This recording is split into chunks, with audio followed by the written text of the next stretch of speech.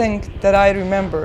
That the explosion, the pain, warmth of blood, the smoke, the scream of Belma saying, my arms, my arms. I was just thinking, or am I going to stay alive or am I going to die? An hour after that, my dad entered. And I said, something bad happened. Dad, what happened? He said, everybody's fine, but Belma lost both of her arms.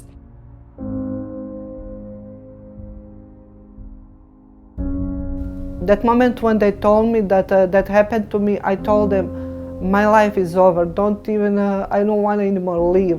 I don't want anymore go out. I just want to stay in the home, in the room, and I don't want anybody to see it. She did nothing but lie on the sofa all day long. She was in a severe, deep, dark depression. And one day I said to her, what's the change this year? Why is it that you now say you're willing to forgive people and you want to tell your story? And it was then that she discovered this phrase, if you forgive others, I will forgive you. The God told me that I'm a good person, that I have a good soul. You will going to one day show up and you will be much happy, that I'm going to forgive my enemy, whatever he did, that he destroyed my life.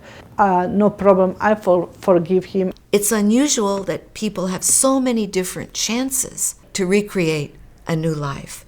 Only through tragedy can one undergo this spiritual rebirth.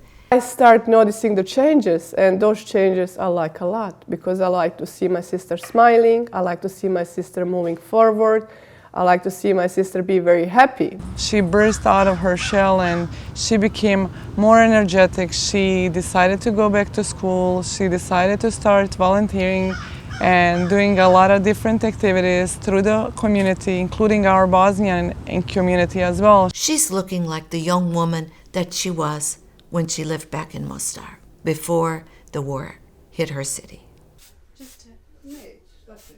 This is exciting. Yes, it is. Yes, it is. Finally, I got what I was praying for.